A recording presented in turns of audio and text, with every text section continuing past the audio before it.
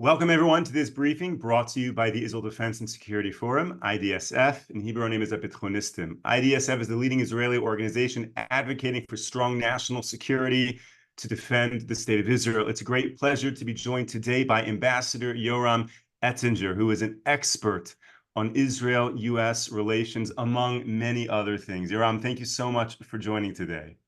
Thank you. It's my pleasure. We have a lot to jump into, so let's get started. In a speech on Friday, President Biden proposed a three-phase plan that he says would result in the release of all hostages, the end of the war, and the removal of Hamas in a day-after scenario. What are your thoughts on all of this? Well, it seems to me that the key sentence in President Biden's message was, all those who want peace now, join us. Well, if you want peace now, the way Secretary Blinken navigates it, and he's the one who basically wrote the message for the president, then you sacrifice the very, very perplexed, frustrating, unpredictable, violent reality on the altar of a very pleasant, convenient peace now path, which is completely detached from reality. When we hear that a major element or an element of the solution is negotiation with Hamas, I wonder whether Secretary Blinken studied the last 17 years of wars between Israel and Hamas, which has been replete with negotiation and agreement and commitments for settled conflict, for peace in the area. Every single time Israel negotiated with Hamas, it only bolstered Hamas terror machine, and it caused a major setback to the prospect of peace. And in fact, all negotiation with Hamas led to October 7. If we want another October 7, then let's all get on board with peace now.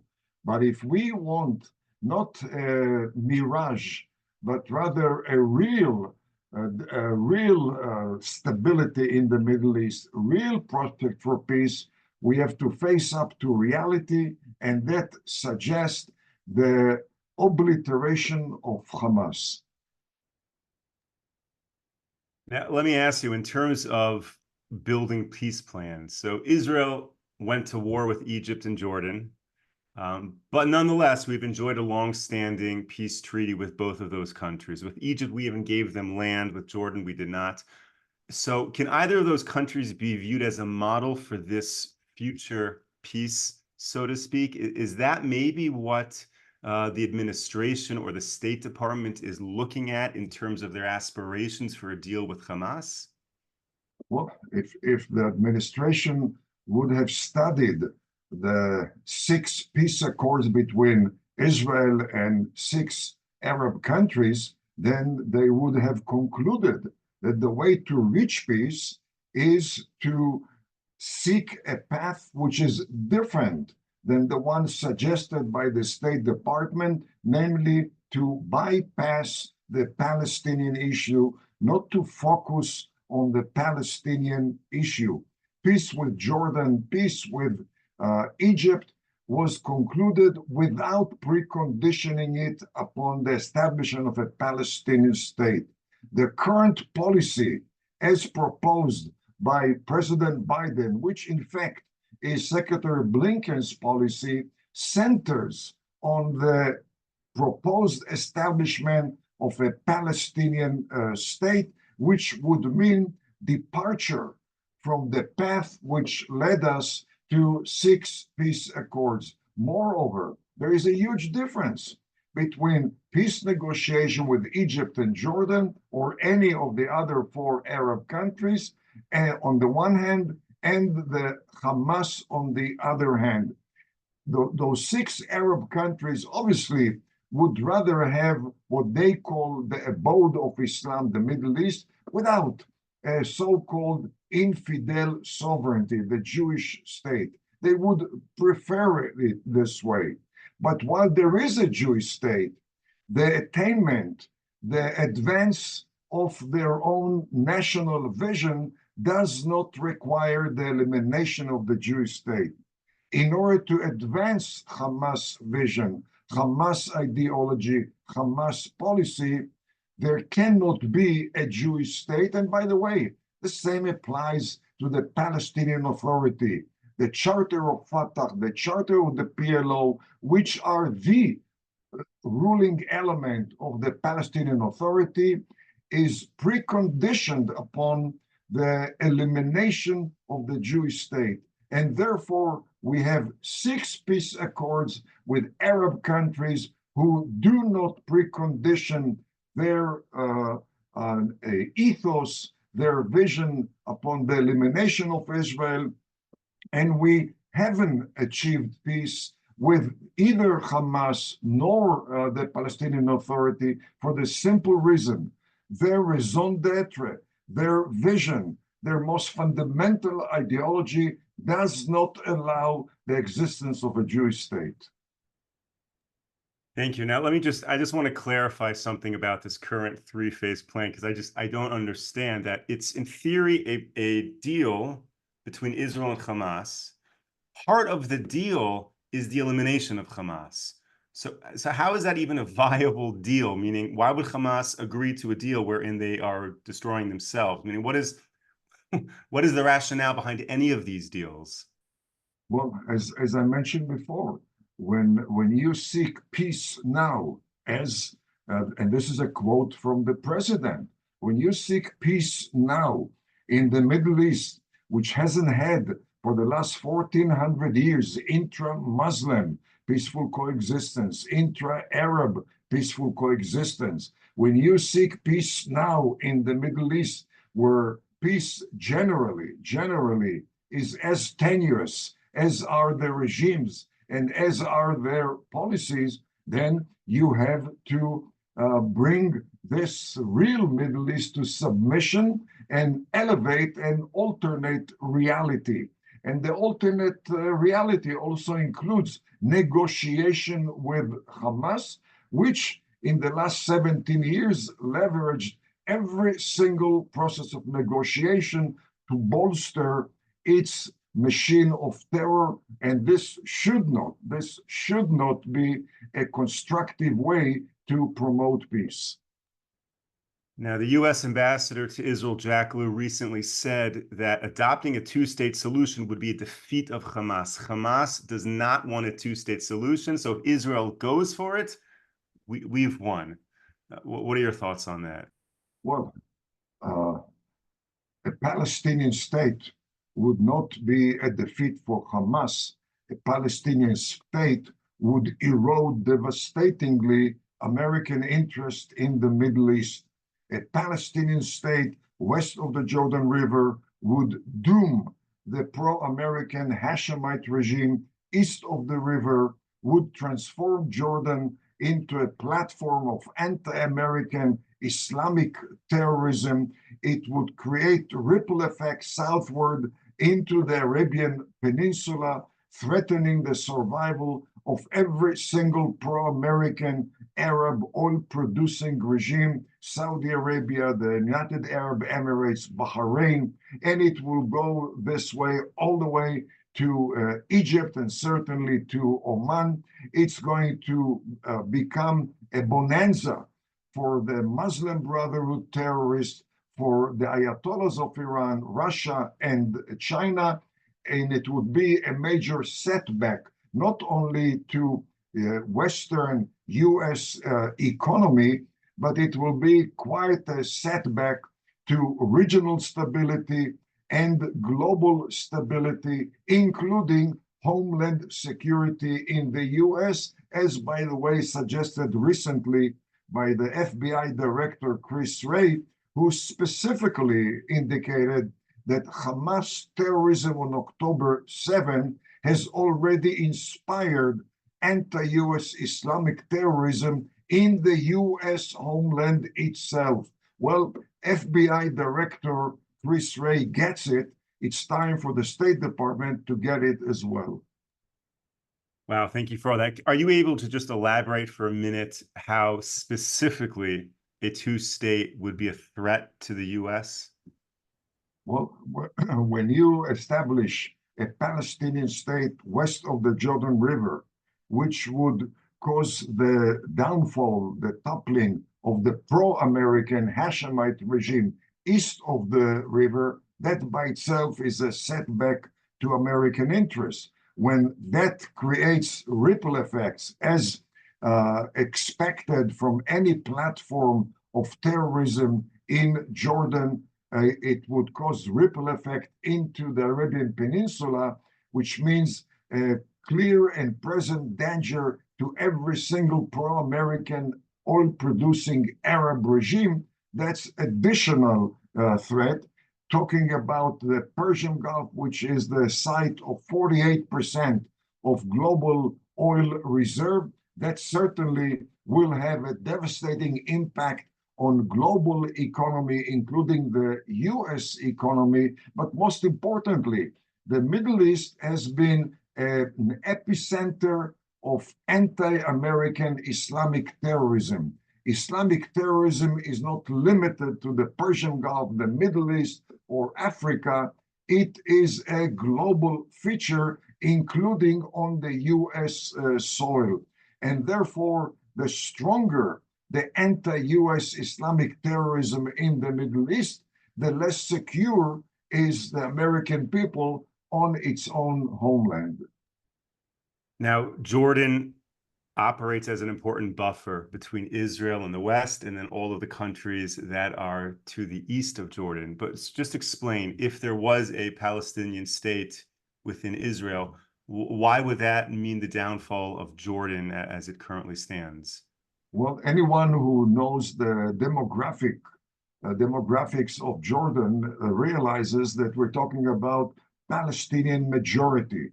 In addition, we're talking about a history of conflicts between the Hashemite regime and the Palestinian terror organizations. We're talking about Jordan with very strong base of Muslim Brotherhood terrorists, and Muslim Brotherhood traditionally have cooperated with the Palestinian leadership.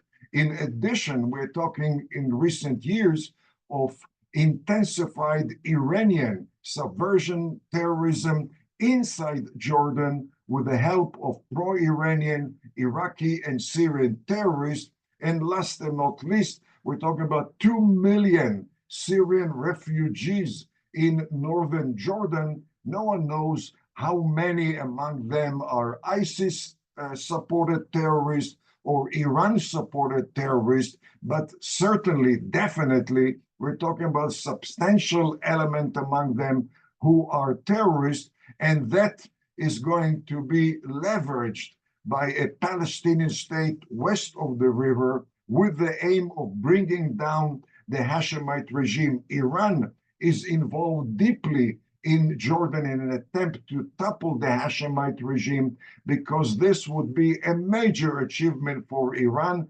Once Jordan ceases being a pro-American outpost in the Middle East, Jordan closes the loop not only around Israel, Jordan, Syria, and Lebanon around Israel, but also the loop around Saudi Arabia, Jordan from the north, the Houthis in Yemen in the south, and Iraq and Iran in the east.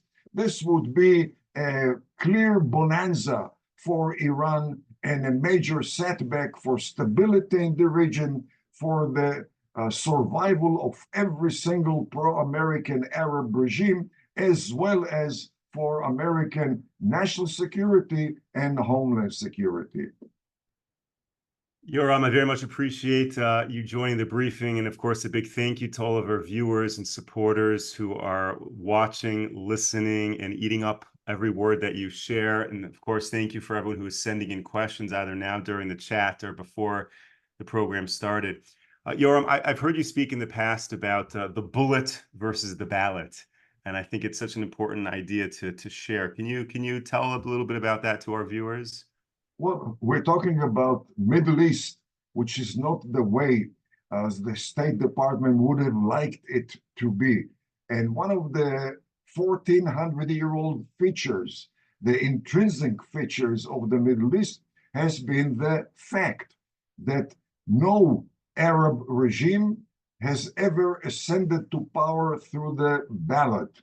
Every single Arab regime in the Middle East has ascended to power through the bullet, namely one or another form of violence. That means that one day those regimes are going to lose power through a display of violence by an opposing element domestically. And once there is such a change of regime, as happened throughout the Middle East for the last 1400 years, we're talking, therefore, about shifty or tenuous regimes, and therefore their policies are as tenuous and their accords are as tenuous. And that should, in my mind, instruct the West, especially the State Department, that obviously peace accords are very, very important. But in the Middle East, peace accords cannot be less tenuous than the regimes that signed them. And therefore, in the violently unpredictable, intolerant Middle East, as important as peace is, it is not a central element of national security.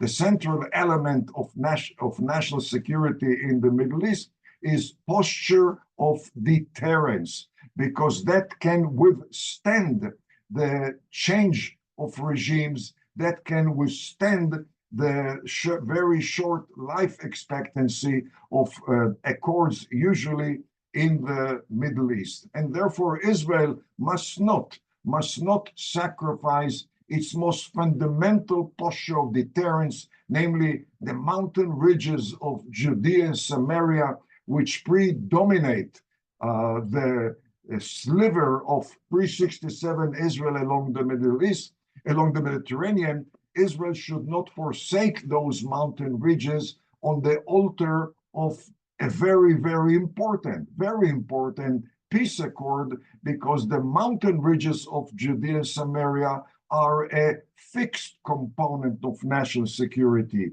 Peace accords in the Middle East are variables, and their life expectancy, again, cannot be longer than the life expectancy of the regimes that signed them. So Prime Minister Netanyahu was invited to address a joint session of the U.S. Congress. If the Prime Minister called you up and said, "Yoram, I want you to write my speech," what would you tell the U.S. Congress? What is the message they need to hear right now?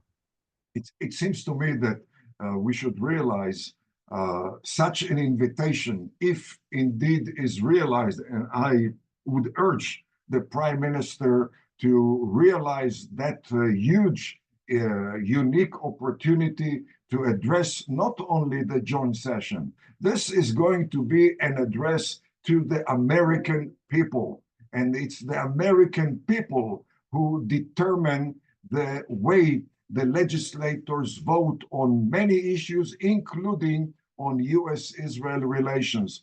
I would urge the Prime Minister, first and foremost, to pay the attention of the viewers and the listeners to his speech, to the fact that at the center of the chamber of the House of Representatives, there is the bust of the face of Moses in front of the Speaker of the House, and underline the fact that this is a reflection, a most authentic reflection of the unique historical, cultural common denominator between the United States and its staunch ally, the Jewish state in the Middle East.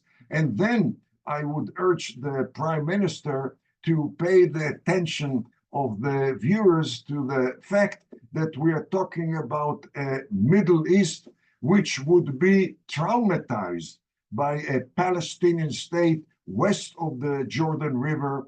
And I would urge the American administration to take care of the survival of their very important ally, the Hashemite regime in Jordan. And certainly, I would highlight the fact that Israel's current war against Hamas and Hezbollah is not merely Israel's war, it's also the war of Western democracies and the leader of Western democracies, the USA, because Hamas and Hezbollah are branches of the Muslim Brotherhood and Iran, and the intrinsic ideology, the most strategic goal of the Muslim Brotherhood and Iran, of Islamic terrorism in general, is not focused on the elimination of Israel. It is focused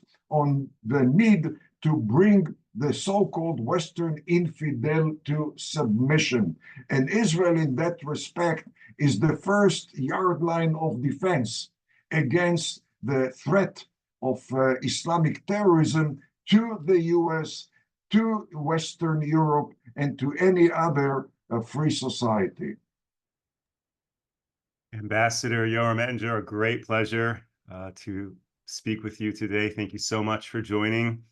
Thank you, of course, to all of our viewers and supporters for tuning into this briefing. We will be back with you tomorrow, 10 a.m. Eastern Time, 5 p.m. here in Israel. Until then, stay safe, stay strong. Take care, everyone. Thank you.